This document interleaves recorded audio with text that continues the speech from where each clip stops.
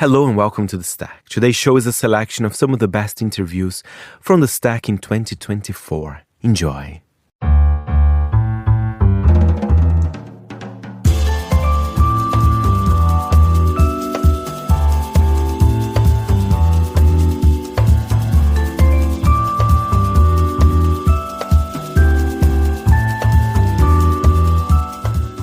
From Midori House in London, this is The Stack, 30 minutes of print industry analysis, and I am Fernando Augusto Pacheco. This week on The Stack, we speak with Emanuele Farnetti, editor-in-chief of all La Repubblica magazines, Die, Door, and the recently released men's title, You. Yeah, it's quite brave to launch a new print magazine in 2024, but we felt there's an interesting space for a men's title that's going to come every month with La Repubblica. And yeah, we had the chance for a very nice start by having Mr. Armani on a cover celebrating his 19th birthday that it's happening next July. So we had like an exclusive access to his apartment. We had the chance to spend time with him. And he's a legendary figure, so I'm very grateful that he was open to cover my first issue of this new magazine. And Emanuele, I have to tell people here, I have the first issue in front of me, 274 pages. It's a big title, it's not just a little supplement as well. Is the idea for it to come a few times over the year? So it's not just a biannual, right? No, it's a monthly. We were planning to have another 5 issues from now to the end of the year. And for 2025, we will probably have 8 or 10 issues. So it's more a monthly than a quarterly. That's the idea.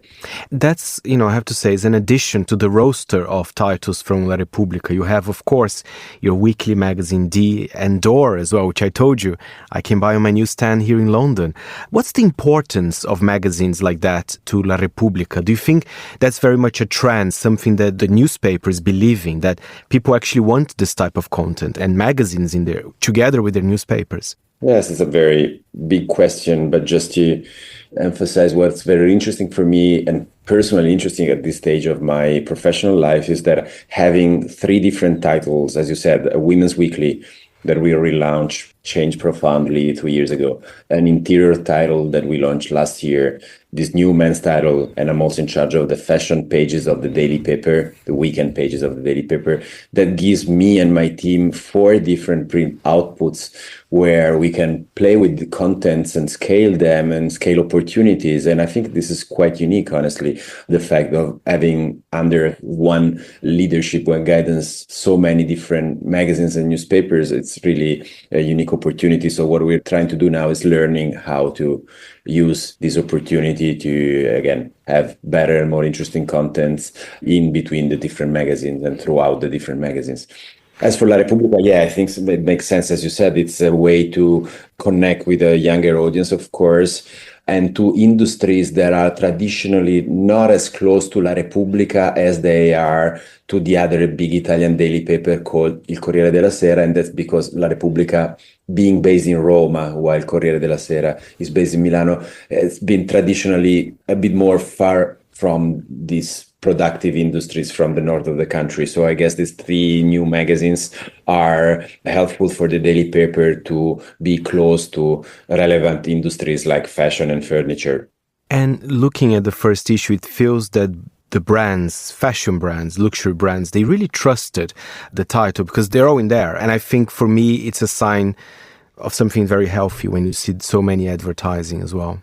Yeah, I mean, they've known me from other jobs that I did before. They always trust La Repubblica, so they were hoping to support this new magazine also because I feel that the story we've been telling to brands about this new magazine is that there is a magazine that is made out of 2 sections. One section is the first half of the magazine is just a vertical on interviews. So we're just going to run interviews to interesting people that we can reach out to every month. And the second half is men's fashion. And men's fashion and style are not as covered by local magazines as you would suppose. I mean, there are other men's magazines, but they mostly focus on celebrities that might wear clothes. While this magazine, as we used to do in the past with Roma Vogue, that has been folded, and maybe Vogue Homme in France and other titles where fashion is really the focus. So for this magazine, men's fashion and men's style will be the focus for 50% of the magazine and for one of the two covers of the magazine. So I think that the industry kind of understands there will be a serious coverage on menswear, and that's probably why they trusted this new challenge. Do you feel, Emanuele, because I see this perhaps in Germany, in France as well, that the magazines from established newspapers, they are becoming more and more important. Sometimes they are playing the role of perhaps a man's monthly or a women's monthly magazine, which perhaps lost a little bit about their power. But those titles, I mean, when I go to Italy, I see Door being sold separately as well. It's acquiring a certain importance in a way, right? Yeah, I'll tell you a story. When I was considering this new job, it was like 3 years ago, I had a few meetings with people that I trust from the industry, and I was not even telling them what my plan was, meaning joining La Repubblica. And what I heard from these people is that for the time being, what's interesting for brands are either newspaper supplements or independent titles. What's in between, meaning the good old glosses, the traditional weeklies, are a bit more in a moment where it's a bit more difficult for them to find the direction. When I considered this opportunity of joining La Repubblica and being in charge of all these supplements, I really felt that it was the right place to be in this time being. And that there are many reasons for that. But I guess that in a nutshell, what we do is relying on a large circulation that comes from the daily paper.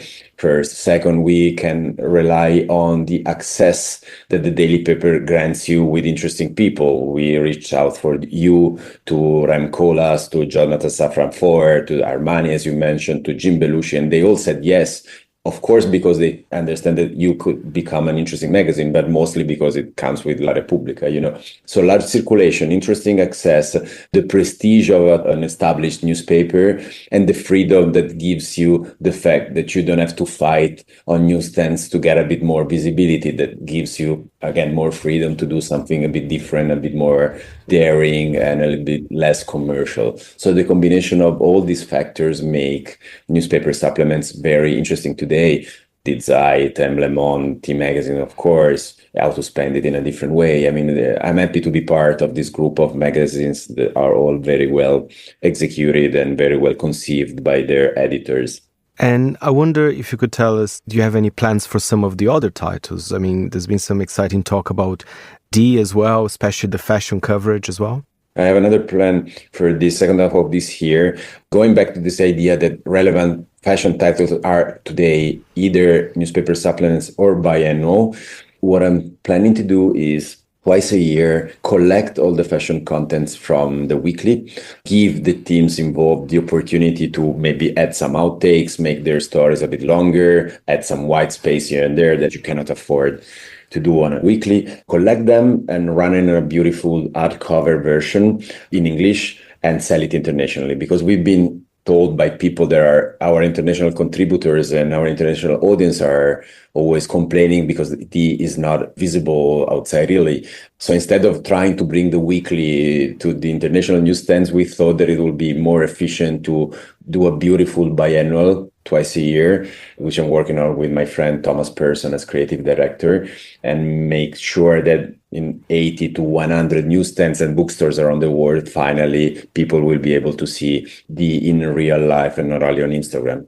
I think this is a great idea as well, because I'm sure you would agree with me, Emanuele, that is also bringing the Made in Italy, the print worldwide as well, for those who perhaps don't speak Italian or can't have access to the weekly supplement in a way. Absolutely. Plus, I mean, at the moment is quite well known internationally for the quality of our fashion covers and contents. We work with the best international teams, which is great, but we also put a lot of effort in what we write. And this is, of course, since unfortunately nobody reads Italian outside Italy, we're really happy that this biannual people, our international friends, will be able also to understand that there is a lot of work even for the written content and not just for fashion stories. So the translation of some of the contents or some original writing made for the biannual will also deliver this message that written words are as important as fashion images for this magazine.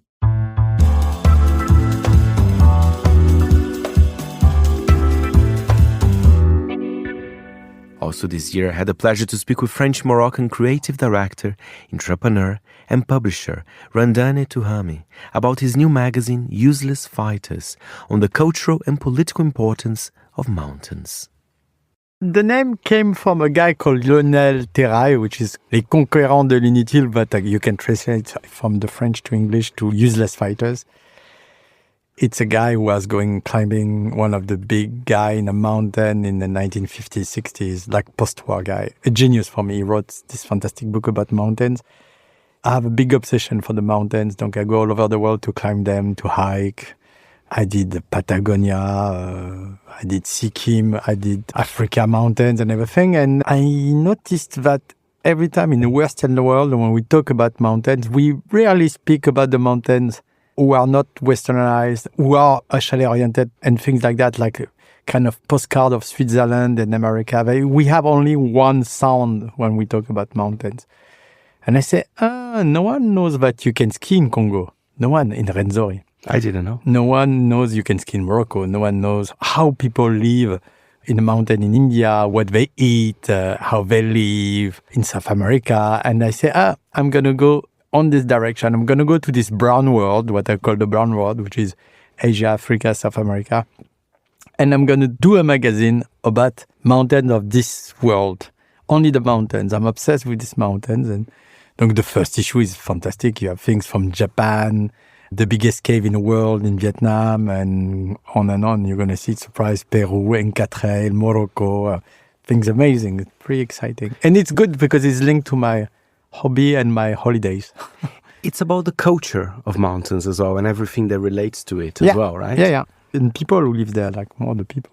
Amazing. I've seen, some of the imagery, and it's quite surprising, as you say, the countries featured. Because we have some magazines out there that talks about, climbing, about mountains, but this is something completely different. It's a beautiful product. It's a big magazine, huh? How many pages for the first issue? 340, exactly. And it's an interesting... the cover is shot by Lea Colombo in Lesotho. Donc, if you have a mountain in Lesotho, you're going to see a nice cover. I discovered many things by myself. I thought I knew, and I didn't know half of what I discovered when I did this magazine.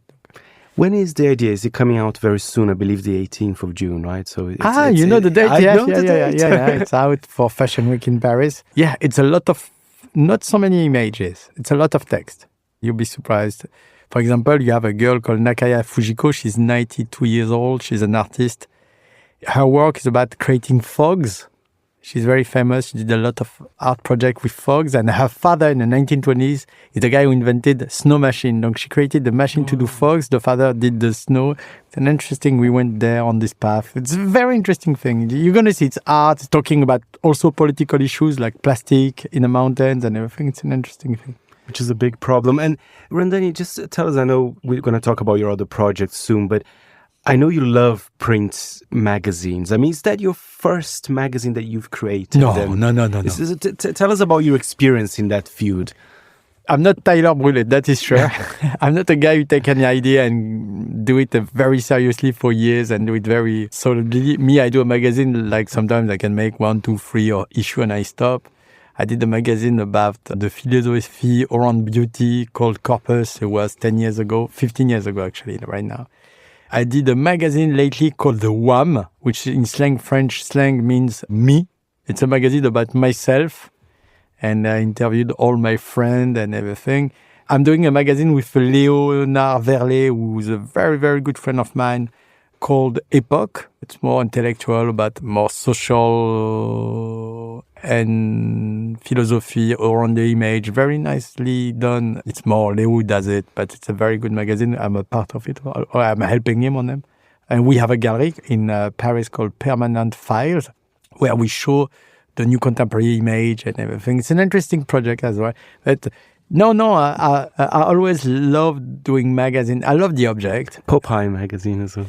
I have my column for years on Popeye. But also people don't know, but I'm not going to brag, but I'm one of the biggest collector of political magazines for the last 60, 70 years. Donc I collected more than, let's say, 25,000. And political magazines yes, like specifically? copies, yes. You can have like gay rights, ecological rights, black rights. I have all the Black Panthers paper. I have the whole, no one has, there's only 2 places in the world where you can have them. The 1,000 copy, different copies, numbers of Black Panthers. Donc you have them at Stanford. And the second guy who has all of them, it's me. I bought the OSPAL Tricontinental magazine. And we bought all the archives in Cuba lately. And we acquired them. And I'm doing kind of fond of all this magazine. Like I'm interested on, I love. And it's super creative. And you have all this mountain magazine, like Mountain Gazette, Desert, and everything. I have all of them. I'm very obsessed. When I sold my company in 2021, I said, okay, instead of buying a Ferrari, I'm going to do this collection. That's it. This is how. You should do a museum of it. We're going to do a foundation, where people will be able to access to that. Because it's funny because I was talking about it just in my meeting just before you. In the 50s, 60s, especially 60s, 70s, when you had any idea, you created a magazine with your friend, very like a small one. It was the way of promoting your ideas or creating a network. When the advertising came to this subculture, everything disappeared, basically. It's very strange. We lost it, like from the early 90s when everyone did like fashion magazine and everything, and it destroyed the whole. You had for every aspect of the life like a tiny magazine, independent. Wow, it's fine. I want to talk about France in particular, even though I don't have a great French, but I love going to the newsstand in France. I do think from the countries I look here at Monocle, there's still some good print products in France, new magazines coming out. What do you think? Maybe you have a different take, looking at your face now. Yeah, you see it from outside the eye. No, I don't. I think we are losing it a lot. You have a lot of things coming from Spain right now. Italy is producing Milano and everything, but especially Japan. But it's really reducing in Japan. Now it's going down. I don't know. I see a lot of little things in France, because there's a big company called LVMH, and like 3 big companies can give you advertising. There are a lot of things around the fashion world. Not sure about if you want to do a magazine about something doesn't bring any interest to the fashion world, you can do well. I don't know. We don't have it. You have in England, especially in England, I'm fascinated by your paper on the weekends. Oh, I love it. Like my wife. Full of supplements. My wife liked the FT, okay? Same. And big up to Joe Ellison, who's doing a fantastic job with the FT weekend. But she buys it, and she really read it like a Bible. Every Saturday she buys it. We don't have that. Whereas Le Monde doesn't do it. They do, it's nothing. You have like a supplement of gardening, a supplement of housing, a supplement. And you have that at FT, but you have that with The Guardian. We have all the papers. I mean, it's fascinating. Like you still read paper. We don't have this culture in Paris.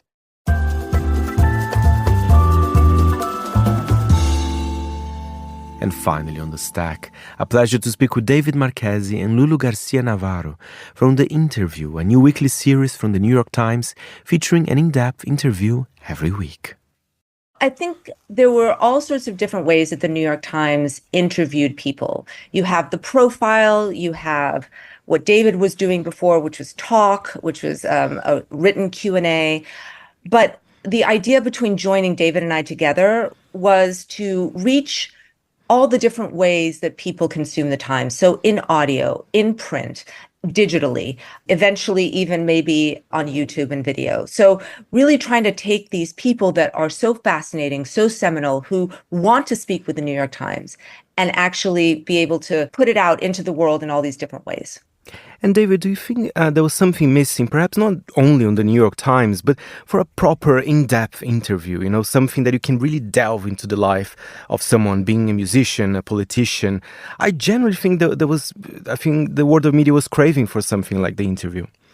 Yeah, I mean, there's obviously no shortage of interview podcasts, but I think maybe where there was a gap was, in the idea that there was an interview that could happen that combines both a sense of journalistic rigor and sort of a more kind of intimate, free-flowing conversational form. It seems to me that like those things were generally divided. You had interviews that either did one or the other. Just speaking for myself, I think Lulu and I are doing a really nice job of kind of combining those two styles into one program in a way that no one else has really been doing. Yeah, I mean, I think when you think about politicians in particular, or you think about celebrities, it often seems like you have the cozy chat show, right? Where celebrities are interviewing celebrities, and they don't really get asked terribly difficult questions. And the amount of research that, for example, David does and me in advance of these interviews, where you really are trying to ask people questions that are going to push beyond very familiar narratives, beyond the film that they might be promoting, to get to know them, to get to know really what infuses their art. And then politicians, equally, I don't think we give them, I would call the celebrity treatment, which is to say, beyond your positions, who are you and why are you this way? What animates your political beliefs? What is it that makes you care about these particular issues? And in our New York Times way, with a lot of rigor and a lot of, journalistic ethics, and really just kind of trying to get people to really talk in honest and revealing ways. Lulu, it's interesting to see, who are you both interviewing as well? Because I think that's the secret of the success of something like the interview as well, because you need an interesting mix of people. We had Anne Hathaway. The latest one, I got to be honest, I didn't know much about Charlemagne. And what an interesting character, and quite political as well. Apparently a lot of people would trust anything he would say. So tell us about, how do you guys see this mix of potential, interviewees for the interview? Yeah, I think broadly speaking, it's something that Lulu alluded to earlier, where, we're really just trying to find fascinating people who can speak in interesting ways, either about themselves or about the world at large. And often that has to do with going beyond like sort of the immediate news hook that maybe other interview shows or other outlets might feel tethered to, and trying to get like under a second layer of meaning or importance. So that's kind of like broadly speaking who we're talking to. But then, in addition to that, we really are looking for a mix. We don't want to just speak to politicians or just speak to actors. So for example, the episode we have coming up this Saturday is with a marine biologist named Ayanna Elizabeth Johnson, who talks very movingly about climate and how we should think about the climate crisis. But then looking further ahead, we have novelists, we have directors, we have comedians. Fernando's the head of Netflix, for example, business people. People who have something to say about the way I think we're living our lives. Like that to me is the animating critique. The interview that David has with Ayanna, I didn't know of her. And then when I read this interview, the things that she has to say are questions that I really have about this moment and the way that we're engaging with the climate. And I found it very compelling, especially when she said basically anyone who owns beachfront property might as well burn their cash. I was like, I've been saying that to my family in Miami for years. Nobody listens. And one thing, actually, I liked the interview. I know you both mentioned that there's a visual element to it, and it looks great. It looks very New York Times. It's not just simply a new podcast. It is on the magazine every week, I believe. So tell us a bit more about that side as well. So it's not just an interview. There's a whole production level to it as well. I wish we could take credit for that. We work with a very, very talented group of designers and photo editors, and they really tried and I think succeeded in coming up with a distinct look for the interview. So what you have there are video portraits, and they're sort of moving images that are meant to capture something about that person that maybe just a single portrait can't capture. So it really is trying to move the idea of the portrait forward so that you are visually also learning something about maybe the way the person sees themselves or the way that they're going to be portrayed in the interview.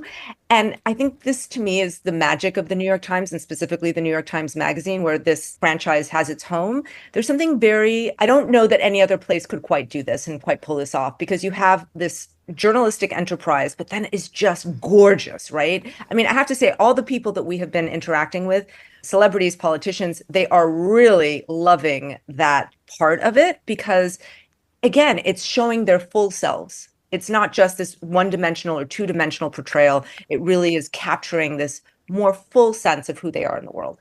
And I was wondering, maybe so far you've been very lucky with your guests and they've been very open, but it must be quite challenging sometimes doing an in-depth interview, even if the person is interesting, because the person might be a bit cold, more reserved. What are the tips actually for someone, even for someone like me, for someone who does interviews with other people? Do you have any techniques? Because people behave in different ways when they're being interviewed. Yeah, it's a very interesting question, and it's one I think about a lot, and sometimes I think I come up with an answer, and I'm really saying something that I just figured out after the fact, and like whether or not I'm actually deploying that in the moment is like a different question. But I think there are things that you can do to make someone more at ease. I think if you early in an interview, for example, ask questions that really demonstrate a strong knowledge of the subject matter, I think that helps indicate to the interviewee that you're a serious person who takes them and their work seriously. I think there's a lot of sort of intangible interpersonal kind of dynamics that are at work, and you can manage those, like eye contact or sort of the responses you give, or how you signal that you're listening, or how you might prompt them to go further into an answer. Those can help set someone at ease. There are a lot of things like that. But, the other thing I would say too is, it's not necessarily the case that your job is to set someone at ease. Your job is to ask the questions and try and get at the information that you think is most interesting to you and your readers. And I think there's like a natural inclination to think like, oh, if the subject seems uncomfortable, I'm doing something wrong. When the truth is, maybe if the subject seems a little uncomfortable, it's more a sign that you're doing something right. So it's kind of just like what your perspective is on the conversation, both going into it and during it, that I think really dictates a lot of that. But I know Lulu has thoughts about this as well. And Lulu, just to pitch in as well a little bit on this, especially when it comes to celebrities, I see more and more, PRs are scared, maybe because of social media. They ask, can you send questions in advance? And it's funny, even from a place like the New York Times, which is definitely not a place where it's going to be gossipy or do any type of slander against the artist. But PRs are so scared these days, right? That must be another challenge, especially when it comes to celebrities. I don't know that they're scared. I think that a lot of, and this is true of politicians, this is true of celebrities, this is true of me, by the way. Nowadays, information gets disseminated in all sorts of different ways. It gets cut up. We could do a nuanced, wonderful interview, like with Charlemagne. He was talking about this in our interview, where, you get a real sense of his complex beliefs, and then part of that is going to get cut up and dissected and pushed out. So people are naturally understand the ecosystem and are wary of the ecosystem. And so there is, I think, an inbuilt caution because of the world that we live in now about that. I see my job not as trying to get a gotcha moment. I don't see my job as trying to get a news-making moment. I see my job as really trying to understand in a real way the way that someone sees the world. And so certainly there are always caveats that people want to put in, saying like, I'd rather not be asked about this. I don't want to talk about that. And obviously at the New York Times, that is just, we never give questions in advance. To be clear, we never agree to limits on the interview. And in fact, if people want to place limits on the interview, we won't do the interview. That is just journalistic practice at the New York Times. And they're not involved in the edit, needless to say. Would you ever do an interview, you two, with someone, or is that a possibility? Oh, the two of us together? Yeah. Sure. I think it would be sort of, you'd have to figure out like actually how the dynamics of that work. And so it wouldn't feel like we're like good cop, bad cop, or like tag team. I get to be bad cop. Sure. I like being bad cop. Yeah. I think it's interesting. When we were coming up with this, David and I are very different types of interviewers. And I've learned a lot from watching David, I will say. And so I think one of the things that we were wondering was, how was this going to sound when you have two very different types of interviewers actually trading off every week and doing these kinds of interviews? And I think what we've discovered is that instead of trying to sound more like each other, it is refreshing to have these two very distinct types of interviews. And what we've also found is when we're talking about guests, I'm very clear that I think that David would do a better job with that guest. It's very clear to me the kind of guest that David, I think I would do fine. Not to say that I wouldn't, but I sometimes see David has a real affinity. He has a real strength. He's done that kind of person before. I'm interested to hear him have that conversation. And I would say I've heard him say the similar thing about me, where we're talking about a guest and he said, you know what, I think Lulu might do a better job with that. And that feels amazing. Like that feels very clarifying. Lulu does all the hard ones. I do the easy ones. She does the ones that matter.